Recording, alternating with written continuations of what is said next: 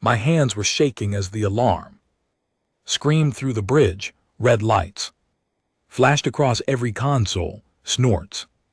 The sound was so loud that I could barely hear my own thoughts. I gripped the armrest of my captain's chair and tried to breathe.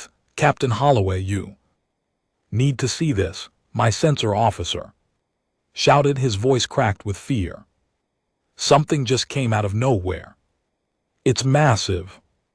I am Captain Daniel Holloway of the human ship called the Silver Arrow. We were on a simple mission to map some empty space near the edge of our solar system. It was supposed to be boring. It was supposed to be safe. Nothing ever happened this far from Earth, but now on my main screen I was looking at something that should not exist. Alien ship was huge. It was at least 40 times bigger than my ship. It had gold plates covering every surface, purple flags hung from long poles that stuck out from its sides, giant cannons pointed in every direction, and they all glowed with a strange orange light. The whole thing looked like a floating palace designed by someone who wanted to show off. Are we in danger? I asked. My voice sounded calm, but my heart was pounding so hard I thought it might break my ribs. I do not know, sir, my first officer replied. Her name was Grace Bennett, and she had been my friend for 10 years. She was the smartest person on my ship, but their weapons are active. They are pointing at us. Then the message came through our communication system. It was loud and angry, and it filled every speaker on the bridge. Tremble before us, small creatures. You are now the property of the eternal empire of Xerax. The mighty, surrender now or face the full strength of our forces. I stared at the screen. The voice had been deep and powerful, like something from a nightmare, but when the picture finally came through, I was not sure what to do with my face. The creature on the screen was tiny. He was maybe 3 tall. He was purple and had 4 short arms. On his head sat a crown made of pure gold that was bigger than his entire body. He sat on a huge throne that made him look like a child playing dress up. Behind him stood warriors in shiny armor covered in fake jewels and silly ribbons. I tried to keep my face still, I really did, but then my sensor officer, a young man named Peter Clark, made a small sound. It was half a cough and half a laugh. He tried to hide it, but the damage was done. Grace covered her mouth with her hand. Her shoulders were shaking. I could see tears forming in her eyes, but they were not tears of fear. She was trying so hard not to laugh. Silence, the purple creature shouted. I am Xerax, ruler of 14 worlds. I have conquered thousands of enemies. You will kneel before me. 14 worlds. I almost said it out loud. We had 9 colonies in our own solar system. We had cities on Mars, bases on the moons of Jupiter, and mining stations in the asteroid belt. We had done all of that in less than 100 red years, and this creature was bragging about 14 worlds like it was some great achievement. Did he say 14? Peter whispered behind me. Peter, please, I said through my teeth. Not now, but it was too late. Soft laugh escaped from the engineering console. Then another one came from the navigation station. Soon my whole bridge was filled with the sound of people trying very hard not to laugh and failing badly. Xertax turned redder. Well, his purple skin turned a darker purple. He stood up from his giant throne, and I could see that his feet did not even touch the floor. He had to jump down from the seat like a small child climbing off a tall Chair, you dare to laugh at me, he screamed. Do you know who I am? Do you know what I have done? I am very sorry, I said quickly. I was trying to save the situation. My crew is just surprised. We have never met another species before. This is our first time.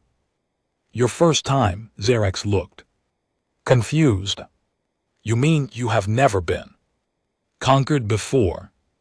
No, we have not, I said. Then you do not know the proper way to surrender, he said. He seemed relieved. I will teach you. First you bow your heads, then you give up all your weapons, then you pay tribute every year for the rest of time. It is very simple. Grace could not hold it in anymore.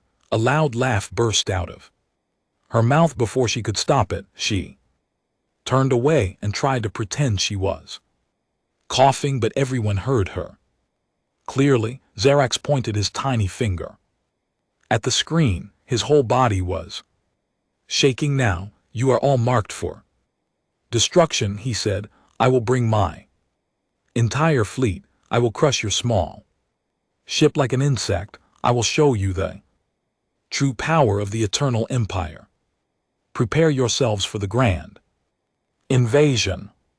The screen went black for a moment. Nobody on my bridge moved. We all just sat there trying to understand what had just happened.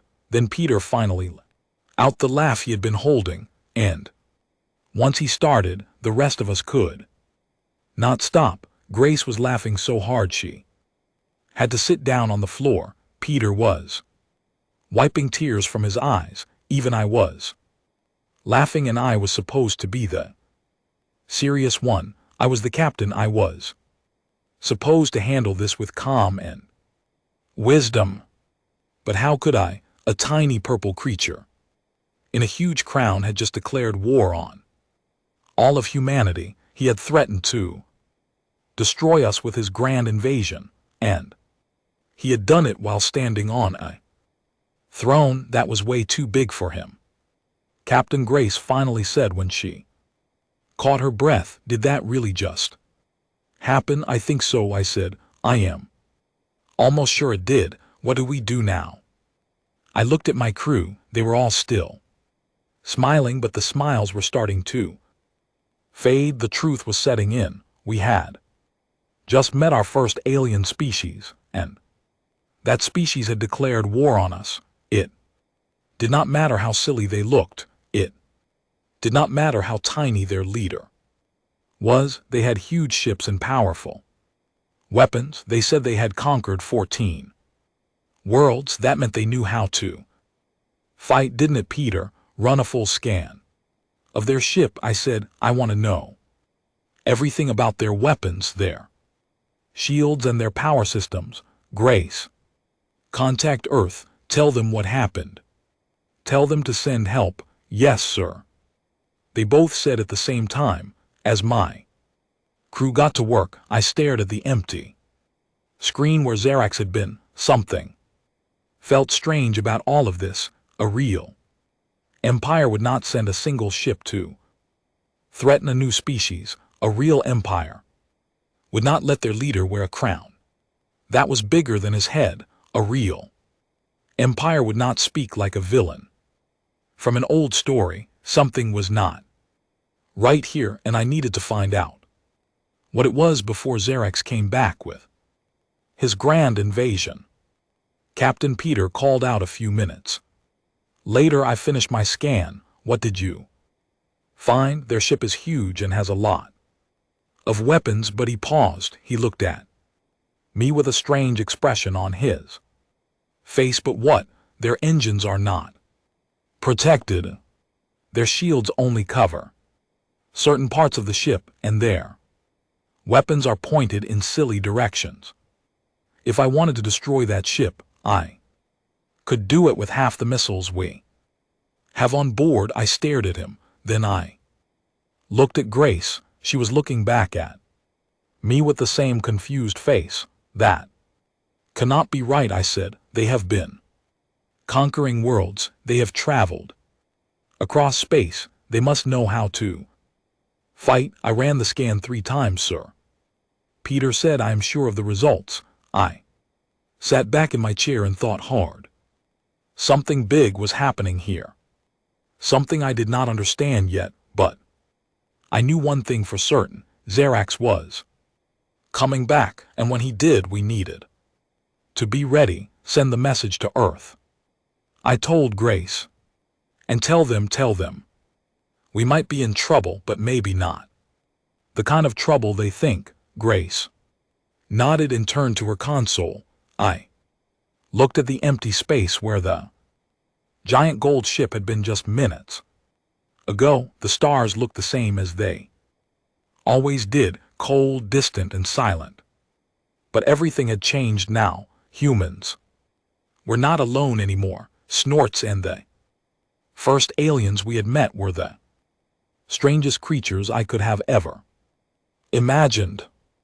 I had a feeling this was only the beginning. The 3 days after our first meeting with Xerax were the longest 3 days of my life. Earth sent back a message telling us to hold our position and gather as much information as possible. They were sending a small fleet to join us, but it would take time for the ships to reach us.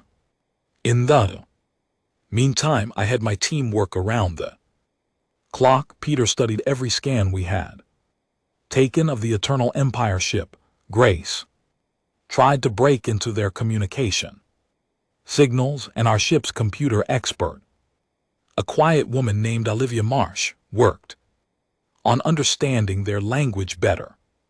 What we learned over those 3 days shocked us all. Captain, you need to come to the science room. Olivia called me over the internal communication system. You really need to see this. I walked down to the science room, which was filled with screens showing data, images, and text. Peter was there too. He had a strange smile on his face. What did you find? I asked. Sir, I have been studying every signal we picked up from their ship, Olivia said, and I have been comparing their technology to ours.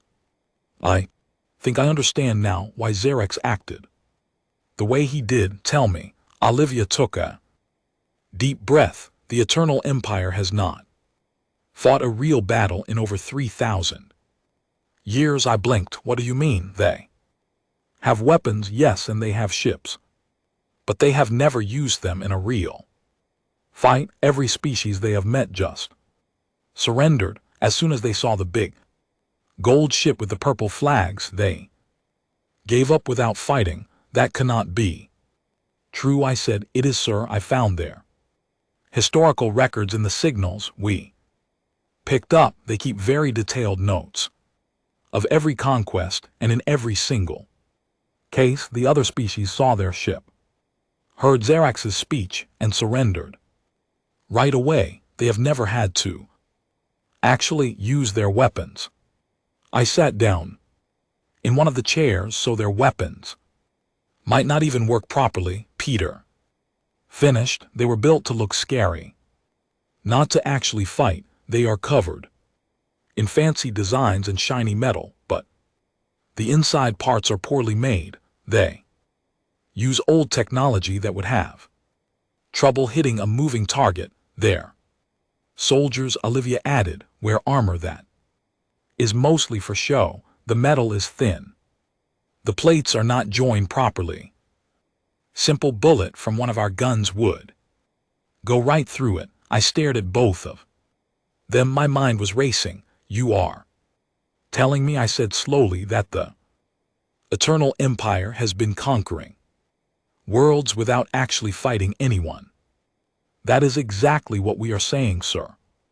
Olivia said, they look impressive. They speak with big voices. They have the biggest ships most species have ever seen, and because of all that, everyone just gives up. They have been winning through tricks and fear for 3,000 years. They do not know how to actually fight a real battle.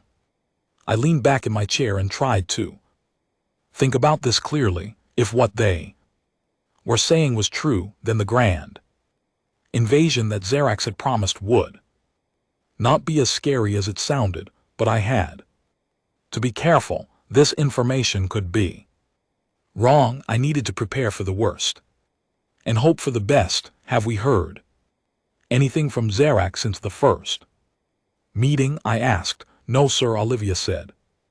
But based on the signals we have picked up from their ship, they are moving closer to our position. I think they are getting ready to come back. How long do we have? Maybe one more day. I nodded. Good work, both of you. Keep watching. Tell me the moment anything changes. I left the science room and walked back to the bridge. Grace was waiting for me. Any news from Earth? I asked. The small fleet is still 2 days away, she said. They cannot get here before Xerax comes back, so we are on our own. Yes, sir. I thought about this for a moment. 4 human ships against who knew how many ships from the Eternal Empire. On paper, it looked bad, but if what Olivia and Peter had told me was true, we might actually have a chance. Grace, I want you to send a message to every ship in the area. Tell them to be ready. Tell them to stay quiet and wait for my signal. If Xerax comes back with more ships, we are going to have to defend ourselves. Yes, sir. I walked to the big window at the front of the bridge and looked out at the stars. Somewhere out there, a tiny purple creature in a giant crown was coming to destroy my ship. He was bringing his invasion fleet. He was planning to show us the full power of his empire. But maybe, just maybe, we had a trick or two of our own. I spent the next several hours making plans. I had my weapons officer, a strong man named Henry Brooks, work with Peter to figure out where the weak spots on the Eternal Empire ships would most likely be. I had Grace set up listening devices to pick up any communication between the enemy ships. I had Olivia prepare translation programs so that we could understand whatever they said, and I had my whole crew rest as much as they could. I knew that when Xerax came back, none of us would be getting any sleep for a long time. The next morning, at exactly 10:00 ship time, the alarm started ringing again. Captain Peter called. Multiple ships appearing on our scans. I count. Oh my, I count 200 ships, sir. 200 ships. My heart sank for a moment. That was a lot of ships. What kind of ships? I asked. Big ones, sir, just like the first one we saw, covered in gold and purple flags. Are they moving in any kind of battle formation? Peter paused, then he started to laugh. He laughed so hard he had to stop for a moment before he could answer. Sir, they are in a parade formation. Perfect parade formation, all lined up in neat rows. They are broadcasting their positions on every channel. They are literally telling us where every single ship is. I stared at him. Grace stared at him. The whole bridge crew stared at him. A parade formation, I said, for an invasion. Yes, sir. The communication system beeped. Xerax's face appeared on the main screen. He was wearing an even bigger crown this time. It was so big that it kept falling over his eyes, and he had to keep pushing it back up with one of his 4 small hands. Captain of the small humans, he said in his deep voice, I have returned with my grand invasion fleet. You have 5 minutes to surrender. If you do not, we will begin our attack. We will give you fair warning before each shot so that you may prepare yourself properly. Grace turned away from the screen. Her whole body was shaking with silent laughter.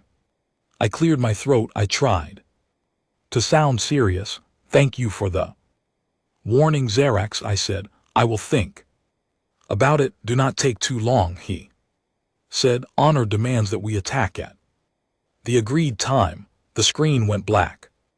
Again I looked at my crew. Every one of them was smiling, some were holding their mouths to stop from laughing out loud. Peter had tears in his eyes again. Grace looked like she was about to burst. All right, everyone, I said. Battle stations. Henry, get your weapons ready. Peter, keep watching their movements. Grace, open a communication channel with our other ships. We are going to fight them. Yes, sir, my crew said together. As they got to work, I took one last look at the 200 gold ships sitting in a neat parade formation. They looked like toys. They looked like something a child would draw, but they were real, and they had just declared war on humanity. I had no idea what was about to happen, but I had a feeling that in a few hours, the whole galaxy was going to be very different than it had been that morning.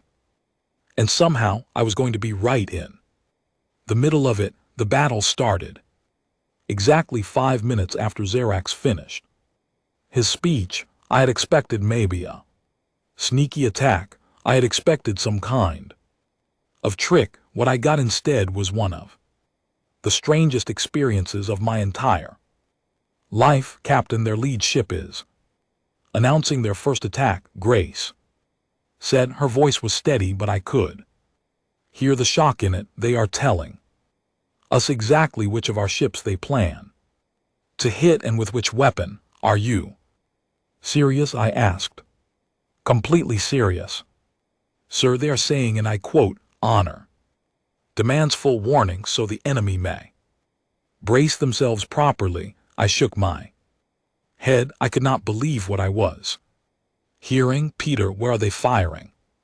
From their front cannons, sir. Big orange beams. They are charging them up. Now how long until they fire? They said 10 seconds. They are actually counting down. Out loud over the open channel, I almost laughed. This was insane. This was completely, absolutely insane. Henry, when they fire, I want you to move us. A simple dodge up into the left, then hit their engines with a missile. Aim for the exposed part. Yes, sir, Henry said. His hands flew across his weapon controls. 3. The enemy voice counted. 2. 1. Fire. The orange beam shot out from the lead enemy ship. It was big and bright, and it moved slowly, very slowly. It was so slow that I could have walked to a different part of the ship before it reached us. Henry moved our ship easily. The beam missed us by a wide distance and went harmlessly into empty space. Then Henry fired his missile. It hit the engine of the enemy ship and destroyed it instantly. The big gold ship started to drift without power. Its cannon stopped glowing. Its purple flags began to spin slowly as the ship turned in circles. Enemy ship is out of the fight, sir, Peter reported. He sounded amazed. 1 down, I said. 19 to go. The communication system beeped again. Xerax appeared on screen. He looked confused and upset. Captain Holloway, he said, you did not brace yourself for our attack. That is not how battles work. You are supposed to stay still and accept the shot. That is the honorable way. I am sorry, I said. I was trying very hard not to smile. On Earth, we do things a little differently. Differently? How differently? Well, we try not to get hit. Xerax was quiet for a moment. His 4 hands moved around as if he was trying to understand what I had said. You try not to get hit. He repeated, yes, but that is cheating. No, that is just fighting. I said, this is not proper at all. He said, we will need to discuss this with the Honor Council after the battle, but for Now my second ship will fire. Prepare yourselves, and this time please stand. Still I looked at Grace. Grace looked at me. We both just shook our heads. The second enemy ship began its countdown. We dodged again. Henry hit its engines. Another gold ship started spinning in circles. The third ship tried something different. Instead of announcing its attack, it tried to sneak up on us from the side, but because all 200 enemy ships had been broadcasting their positions on open channels, we knew exactly where it was when it came close. We were ready. Henry fired 2 missiles. The ship was done. Their shields are holding up pretty well, Peter said, but only on the front of the ships. Their backs and sides are completely open, and their engines have no protection at all. Why would they build ships like that? Grace wondered out loud. Because they never thought anyone would actually fight back, I said. If everyone just surrenders when they see you, why would you need proper shields? Why would you need real weapons? By now, 10 of their ships were floating uselessly in space, and we had not taken a single hit. Zertax came back on the screen. He looked upset. Captain Holloway, I must protest. You are not fighting with honor. Your ships keep moving. You are firing at our engines instead of our main bodies. This is not how war is done. How long has it been since the Eternal Empire fought a real battle? I asked. Xerax paused. I do not understand the question. When was the last time anyone actually fought back against you? He thought about this. His 4 hands moved slowly. Finally he answered. 312 years ago, but that was a minor disagreement. The other species surrendered within the first hour, and before that it has been mostly peaceful. Yes, but that does not matter. We are the Eternal Empire. We have conquered 14 worlds. We are the most feared force in this part of the galaxy. Are you? I said softly. Or did people just tell you that? Xerax did not answer. I looked at my main screen. Our 3 human ships were in a tight formation, moving fast. The Eternal Empire ships were spread out in their silly parade formation, and most of them could not even move properly because they were blocking each other. It was like watching a group of children who had never played a sport before trying to beat a professional team. Henry, take out 10 more of their ships. Focus on the ones closest to their main flagship. We are going to take their leader alive. Yes, sir. Over the next 20 minutes we destroyed the engines of about 30 Eternal Empire ships. Not one of them managed to hit us. Not one of them even came close. Their weapons were too slow. Their gunners could not track moving targets. Their shields failed as soon as we figured out the pattern of their power supply, which took Peter about 5 minutes because they were broadcasting that information too. By the time I ordered our ships to stop attacking, more than half of Xerax's fleet was floating without power. The rest were trying to turn their ships around, but they kept running into each other because they had never practiced moving in any other formation besides a parade. Captain, the flagship is isolated, Peter said. No other ships can help it. Open a channel to Zerdex. The screen came to life. Xerax was still sitting on his giant throne, but now his crown had fallen completely off. It sat on the floor beside him. His 4 hands were shaking. What just happened? He asked. You lost a battle, I said. Your first real battle in 3,000 years. But that is not possible. We are the Eternal Empire. Xerax, I said gently. I need you to listen to me carefully.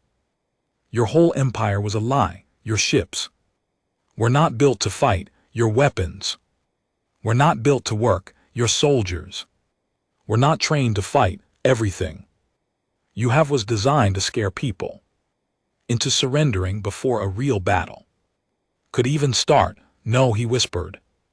That cannot be. It is, and for 3,000 years it worked.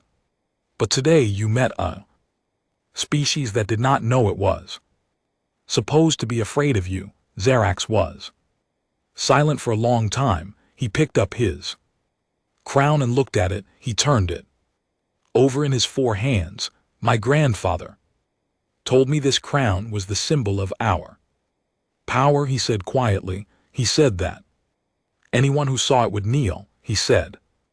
Our ships were the most powerful in the galaxy. Your grandfather believed what his grandfather told him, I said, and so on, going back to the beginning.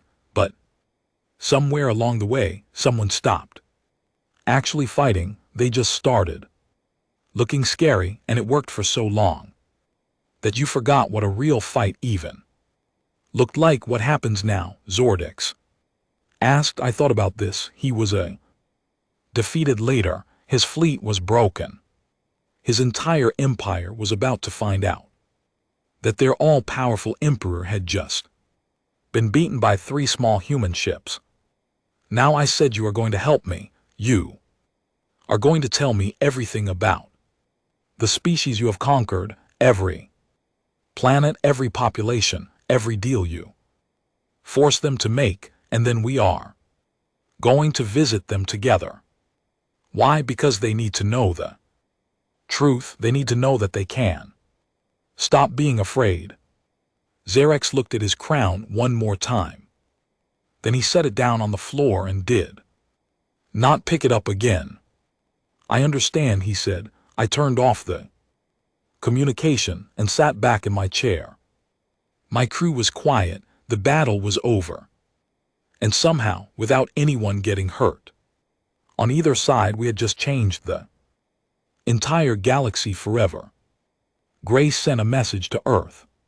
Tell them we won. Tell them they are not going to believe this. Yes, sir, she said with a smile. I looked out the window at the field of broken gold ships drifting slowly in space. Their purple flags still waved proudly, even though there was no one left to salute them. It was a strange sight, beautiful in a sad sort of way. For 3,000 years these ships had been the most feared sight in this part of the galaxy. Now they were just floating decorations, and the species who had been paying their taxes, bowing their heads and living in fear for thousands of years, were about to learn that none of it had ever been necessary. I had a feeling we were about to become very busy. The news traveled faster than I expected.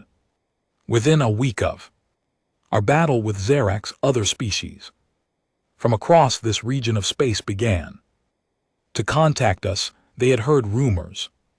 They had picked up signals. They wanted to know if the stories were true. Had someone really defeated the Eternal Empire? Was it possible that the gold ships were not as powerful as everyone had always believed? My ship, the Silver Arrow, became the most important vessel in the galaxy almost overnight. Along with the 3 other ships from the human fleet, we were given a new mission by Earth. We were to visit every world that Xerax had claimed as part of his empire. We were to show them the truth. We were to help them understand that their long years of fear had been based on a lie. Xertax himself was on my ship. We had given him a small room and a seat at our meetings. He was not a prisoner exactly, but he was not free either. He came along because he wanted to. He said he needed to see the damage he had caused. He needed to look these species in the eye and tell them the truth himself. Our first stop was a water planet called Meoria, home to species called the Crithani. They were tall and thin with smooth blue skin and large eyes. They lived mostly underwater in beautiful cities made of coral and glowing stone. They had been part of the Eternal Empire for over 400 years. When our ships arrived at Meloria, we were met by a group of Cathani leaders. They rose up from the water in small flying bubbles, which they used to meet visitors from other species. Their leader was an elderly female named T. She had silver streaks in her long hair and kind, sad eyes. Captain Holloway, she said, through our translation system, we received your message. We have also been watching the news from other worlds. Is it really true? Is the Eternal Empire truly beaten? It is true, I said. I have Xerax with me. He has come to speak with you. T's eyes widened. The Emperor himself is here. Yes. Zertak stepped forward. He looked very small standing next to me, and even smaller compared to the tall Cthani. He was no longer wearing his big crown. He was wearing a simple gray outfit that made him look like any other small creature. Greetings, Elder T. Xerax said quietly. I have come to say I am sorry. Ty studied him for a long moment. I could not read her expression. She was not smiling. She was not angry. She just looked at him carefully, like she was trying to decide if what she was seeing was real. For 400 years, she said. Finally, we have given 20% of everything we produce to your empire. Our food, our medicine, our energy, our art. We thought if we did not, you would destroy our cities and hurt our children. Yes, Zordek said, but you could not have destroyed our cities. You never could have. Your weapons would not have worked properly against our shields. Your soldiers could not have breathed our air for more than a few minutes. Xerax looked down at the ground. You are right, Elder T. We could not have, but we told you we could, and you believed us. T was silent for a long time. Then, to my surprise, she began to laugh. It was not a happy laugh. It was the laugh of someone who has just realized that they have been tricked for their entire life. It was the laugh of someone who is trying not to cry. 400 years, she said between laughs. 400 years of giving up our children's food so that your empire could stay fat and happy. 400 years of teaching our young ones to bow their heads when they saw your flag. 400 years of fear for nothing, for absolutely nothing. The other Cthani leaders looked at each other. Some of them looked angry. Some of them looked sad. Some of them looked lost, as if they did not know what to feel. We could have just said no, Taylite continued. We could have just said no to your first demand 400 years ago, and you would have had no power to do anything about it. Yes, Zerd said again. His voice was barely above a whisper. Why did you do this? T asked. Why did you make us suffer for so long when you could not have done anything to us if we had refused? Xerax took a deep breath. Because my ancestors did it to my grandfathers. People first, because it worked, because I thought it was the way things were supposed to be. I never questioned it. I never thought about what it meant for the people we took from. I was taught that I was great and that my empire was mighty, and I believed it without ever testing it. Ty wiped her eyes. The laughter had stopped. Now she just looked tired. Captain Holloway, she said, turning to me, your species saved us. Without you, we would still be paying tribute. We would still be afraid. We would still be believing lies.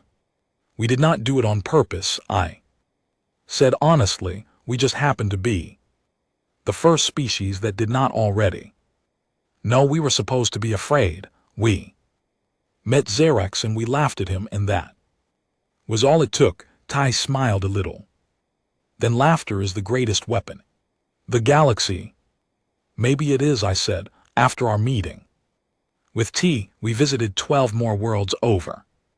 The next 2 months, the stories were all similar, species that had been paying tribute for hundreds or even thousands of years, species that had built their entire cultures around the fear of the gold ships, species that had forgotten what freedom even felt like.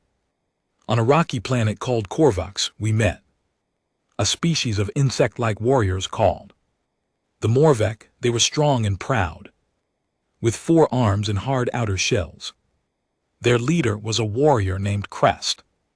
When we told him the truth about the Eternal Empire, he was so angry that he broke a stone table with his fist. 800 years, he shouted. 800 years, my people have been slaves to this lie. Our warriors have not lifted a weapon. Battle for 8 centuries. Our children are taught to be farmers and builders. Instead of fighters, we have forgotten who we are. I am sorry, Zerdex said. Quietly, Crest turned to him. For a moment, I thought he might hurt Xerax. His 4 hands were shaking with anger. But then he just sighed and sat down on a stone bench. Sorry will not bring back what you took from us, he said. But at least now we can rebuild. On another world, we met a species made of living crystals called the Silicate Collective. They communicated through light patterns, and their leader was a being named Chime. The Silicates had been paying Xerax 80% of their mineral production for over 2,000 years. When they heard the truth, they did not get angry, they just went very quiet. Then, one by one, their bodies began to glow in new patterns. Chime told me they were experiencing something they had not felt in many generations. It was called hope. Not every world we visited reacted the same way. Some were angry, some were sad, some wanted to take revenge on Xerax, and we had to protect him from harm more than once. But most species, after the initial shock, began to look forward instead of backward. They had a chance to start over, to rebuild, to remember who they had been before the Eternal Empire had come and demanded their tribute. During all of this, something strange was happening. Other humans were coming out to space in larger numbers. Earth was sending more ships, more diplomats, more scientists, and more teachers. The humans did not try to take over the species that Xerax had freed. Instead, they offered friendship, they offered trade, they offered to share technology. They offered to learn about each of the new species they met. Within 6 months, there was talk of forming a new group. Not an empire, not a confederation of conquered worlds, but a true partnership between species, a place where no one species would have power over all the others, a place where each world could keep its own culture, its own leaders, and its own way of life. The other species loved the idea. They had never heard of anything like it before. In the rest of the galaxy, when one species met another, someone usually ended up on top, and someone usually ended up on bottom. That was just how things worked. But they humans were proposing something different, something new. I remember one conversation I had with T of the Krathani during my second visit to Meoria. We were standing on a small island watching the sun set over the glowing water. Captain Holloway, she said, your species is unusual. You have weapons that could easily defeat all of our species combined. You have Technology that could take you anywhere you wanted to go. You could become the next eternal empire, but even worse. Because your weapons actually work, yes. We could, I said. Why do you not do this? I thought about the question for a long time before I answered. Because we have read our own history, I finally said. Earth is old, older than most of you know, and we have had many empires. In our past, many tribes, many nations, many groups that tried to rule over other groups. Most of them failed badly. The ones that succeeded caused a lot of pain. We learned slowly that making others suffer is not the same as being strong, and we learned that the best way to be powerful is to help others be powerful too. That is a very wise lesson. We learned it the hard way, I said many times, and some humans still have not learned it, but most of us have, and that is who came out to the stars. Ty smiled. Then the galaxy is lucky that it was humans who found us first. I looked out at the setting sun. The sky was full of colors I had never seen before, and the water reflected them all. Like a giant mirror, I thought about how close we had come to being just another empire if things had gone just a little differently, if the humans who came out to space had been different kinds of humans. This story might have had a very different ending, but we had gotten lucky, and maybe, just maybe, we could help the galaxy get lucky too. That evening, I received a message on my personal communicator. It was from Earth, signed by the President of the United Human Council, Captain Holloway. It read, Zertax has requested a meeting. He says he wants to stand before a full council of all the species he once ruled over. He wants to face judgment. He has asked if you will bring him. Do you accept this mission? I looked at the message for a long time, then I typed back my answer. Yes, I accept. I did not know what was going to happen at this meeting. Zertax was a broken man. The species he had hurt were starting to recover, but many still had deep wounds. Putting them all in the same room together could go many different ways. But I had a feeling that whatever happened next would change the galaxy forever. The Grand Council was scheduled to happen 6 weeks later. It would take place on a neutral planet called Voron, which had never been part of the Eternal Empire. The Vorons had offered to host the meeting because they wanted to be part of the new galactic community and thought this would be a good way to introduce themselves. They were a tall, elegant species with long white hair and golden eyes. Their planet was covered in mountains and forests, and their cities were built into the sides of cliffs. As the day of the council approached, I felt more nervous than I had before any battle. This was going to be something new, something that had never happened before in the history of this part of the galaxy. 47 different species all in one place, all at one table, all discussing their future together. The day before the council, I sat down with Zerax for a long talk. We were in a private room on a space station that was orbiting Voron. Zerax looked thinner than he had before. He had lost some weight in the month since his defeat. He had also lost something else, though.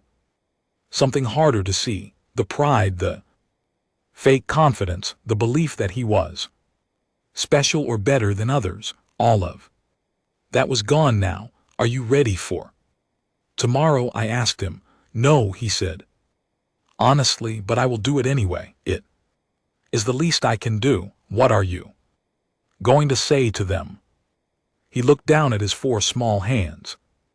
I do not know yet. I have been trying to think of the right words, but nothing feels right. How do you say sorry for 3,000 years of taking? How do you apologize for wasting the lives of entire generations?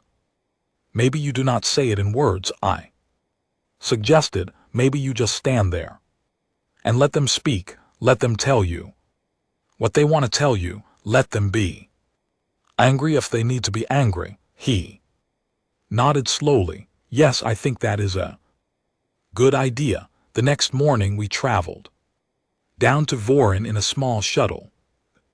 Grand Council Hall was a huge round building built into the side of a mountain. Its snorts had a high glass ceiling that let in the sunlight.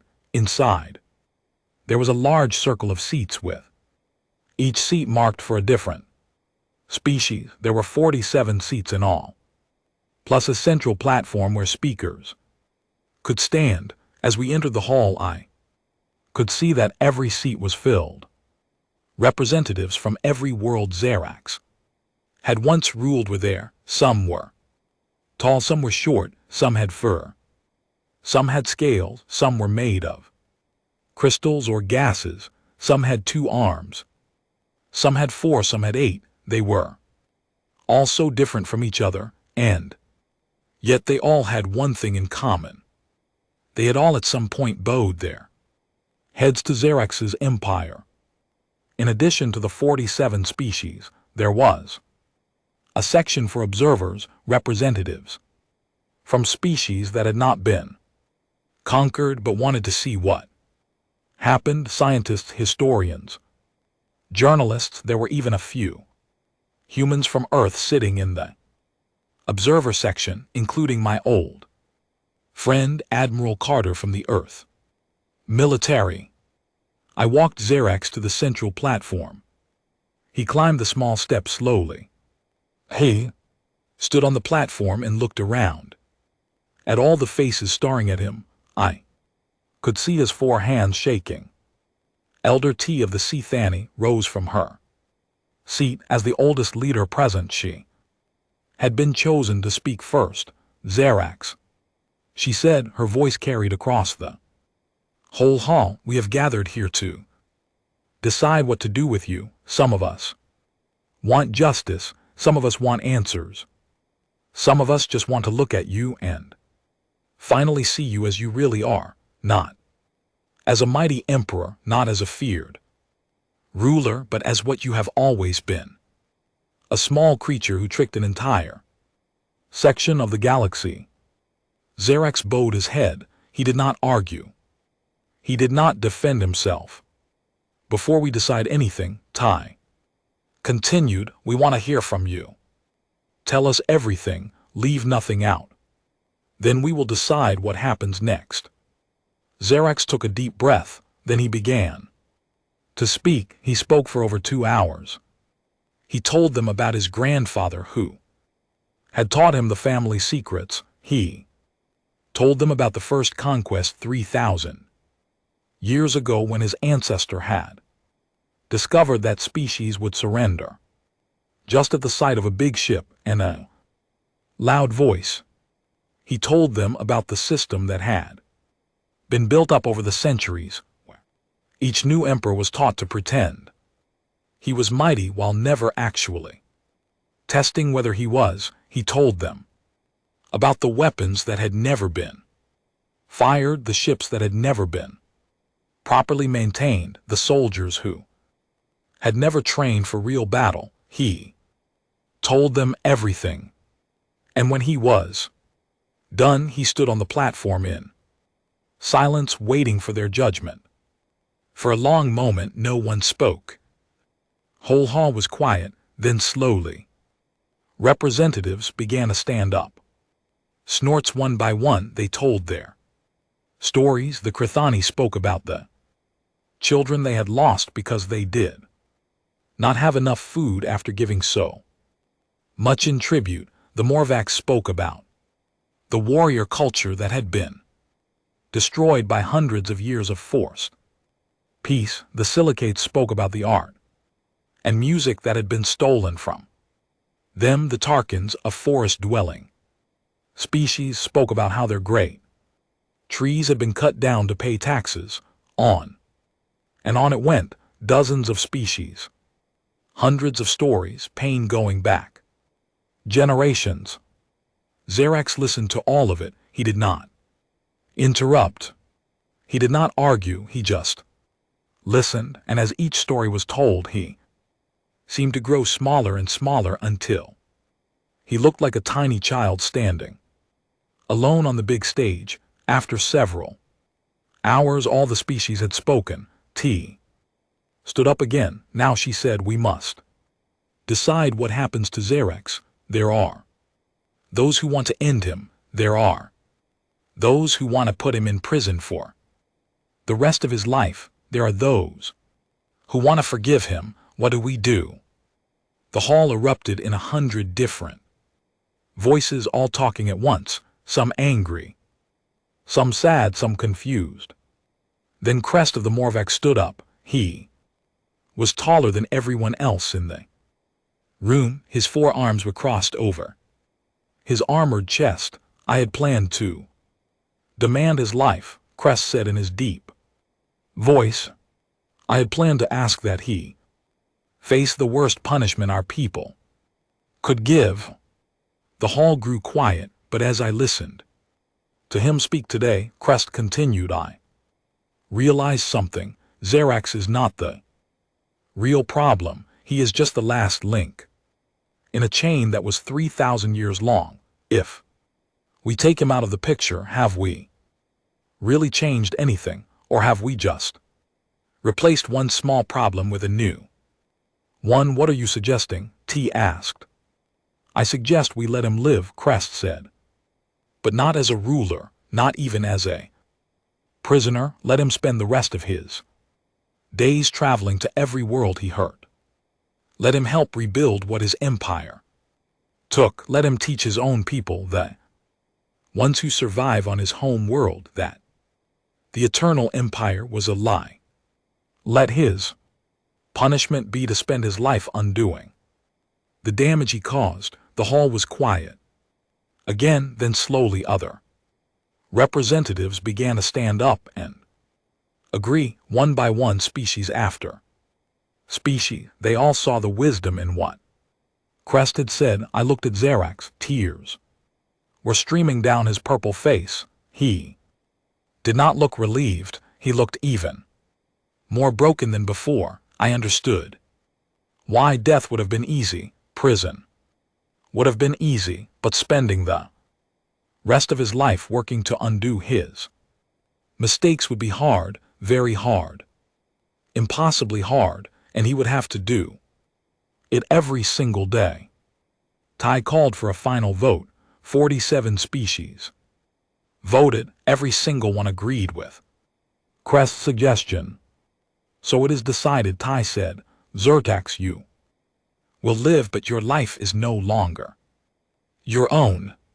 It belongs to the species you harmed. You will spend it making things right. Do you accept this? Yes, Xerax whispered. Yes, I accept. And then something amazing happened, something I had not expected at all. Ty raised her thin blue hand. There is one more thing to discuss today, she said. The humans have made a suggestion. They have proposed that we form a new group. Partnership of species, not an empire. Not a federation where the strongest rules, but a true union of equals where each world keeps its own government, but we all work together for our shared future. Shall we discuss this now? The hall came alive with voices. Everyone had questions. Everyone had ideas. Everyone had opinions, but the conversation was different now than it had been before.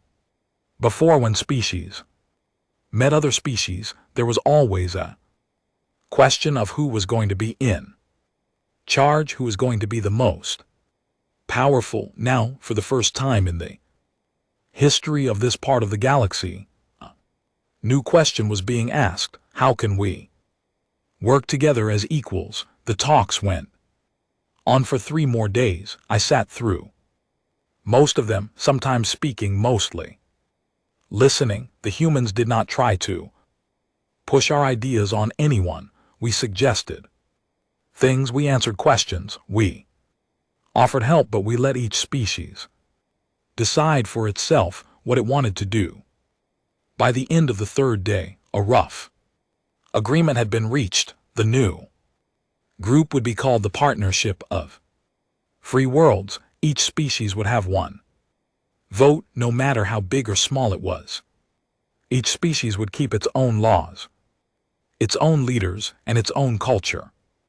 Trade would be fair, technology would be shared, and no species could ever force another to do anything against its will.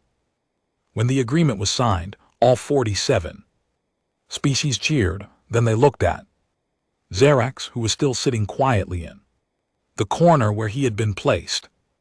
What about the Eternal Empire's home world? Someone asked. What about the small purple creatures who lived under Xerax's rule? Will they be part of this partnership? T looked at Xerax. That is up to them, she said, and up to him. If they want to join us, they may. If they want to stand on their own, they may do that too. But if they ever try to rebuild their empire, we will be ready. And this time, we will not be afraid of big ships and loud voices. Xerax nodded. They will want to join, he said, after they learn the truth. They are not bad people, they were just taught bad things like I was, I think. They will want to be better. 1 year later, I was back on the Silver Arrow, heading out to explore new parts of the galaxy. We had heard rumors of other species out there, species that had never been part of Xerax's empire, species who might want to join the partnership, or species who might have problems of their own. Either way, we wanted to find them. Grace was still my first officer. Peter was still my censor officer. Most of my original crew had stayed with me, though we had added a few new members, including a Krathani scientist named Lore and a Morvax engineer named Vask. They had wanted to join the human fleet and see the galaxy, and I had been happy to take them. One evening, as we were flying between star systems, Grace brought me a report. It was about Xerax. How is he doing? I asked. He just finished his tour of the Silicate Collective, Grace said. Helped them rebuild an entire mining operation. Stayed for 6 months. Apparently he is very good at organizing things once he puts his mind to it. Good for him. There is something else, sir. She was smiling. He has become something of a celebrity. A celebrity, Xerax? Yes, sir. He has been telling his story on every world he visits about how he was just a tiny creature in a big crown who tricked the whole galaxy. He has become quite funny, actually. People say his speeches are hilarious. Some worlds have started inviting him just for the entertainment. I laughed out loud. Zerdix is a stand-up comedian now. Apparently so, sir, and a very good one. I shook my head in amazement. Life in the galaxy was strange. Just 1 year ago, this creature had been the feared ruler of 14 worlds. Now he was traveling around, making people laugh at how silly his old empire had been. He was helping rebuild the lives he had once made worse, and somehow by doing this he was finding a kind of peace. What do humans think about all of this? I asked Grace. Back on Earth, most people still cannot quite believe what happened, she said. They watch the videos of our first meeting with Xerax and they laugh. They have made songs about it. There are plays being performed. Schools are teaching children about the day humanity met the galaxy and could not stop laughing. Is that what they are calling it? That is exactly what they are calling it. Sir, I looked out the window at the stars. They stretched out in every direction like a field of diamonds spread across black velvet. Somewhere out there, other species were waiting to be found. New cultures, new languages, new stories. Some of them would be friendly, some of them might not be, but I knew we would figure it out, one species at a time. Captain Peter called from his station. I am picking up a signal. It is from a new species, one we have never met before. What are they saying? Peter listened for a moment, then he turned to me with a strange look on his face. Sir, they are demanding our surrender. They say they are the great dominion of something destroyer, and they say if we do not bow down to them, they will crush us. My whole crew went quiet. Then slowly, everyone began to smile. Oh no, Grace said, trying not to laugh. Not another one. Put them on the screen, I said with a sigh, but I was smiling too. The face that appeared on our main screen was green. This time not purple. The crown was a little smaller. The throne was a little less fancy, but the voice was the same. Loud, trying to be scary, full of empty threats and big words. My crew tried to hold in their laughter. They really did. But then the green creature declared that he had conquered at least 20 worlds, and my entire bridge exploded in laughter. Here we go again, I thought. The galaxy was full of surprises, but at least we had a lot of practice now. I sat back in my chair and got ready to ruin another tyrant's day. Life was good.